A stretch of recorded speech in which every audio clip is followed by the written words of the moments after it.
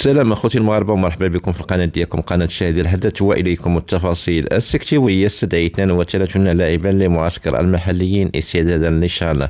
قبل ما ندخل التفاصيل اخواني المغاربه بغيتكم ندير معكم واحد جيم للفيديو وواحد التعليق محفز باش دائما توصلوا بالجديد. يلا نبداو على بركه الله. اعلن طارق السكتيوي مدرب المنتخب المغربي المحلي عن لائحه مكونه من 32 لاعبا لخوض معسكر تدريبي في مركب محمد السادس لكره القدم في الفتره الممتده ما بين 17 و 25 مارس الجاري استعدادا لنهائيات بطولة إفريقيا للاعبين المحليين الشان المقررة الصيف المقبل. وتضم اللائحة التي اختارها السكتيوي مجموعة من اللاعبين من مواليد سنة 2000 فما فوق، وهي كالآتي: حراسة المرمى عمر أقصدة الوداد الرياضي، ورشيد غنيمي الفتح الرباطي، والمهدي الحرار الرجاء الرياضي، ومحمد رضا أسمامة اتحاد توارقة. وخط الدفاع يحيى بن خالق الفتح الرباطي، هيثم منعوت وعادل تحيف نهضة بركان، جمال الشماخ حسنية أكادير، ياسين أمحيح مغرب تطواني، وبوشعيب الراسي الرجاء الرياضي، وحاتم الصوابي وأكرم النقاش الجيش الملكي، عبد الإله مذكور المغرب التطواني.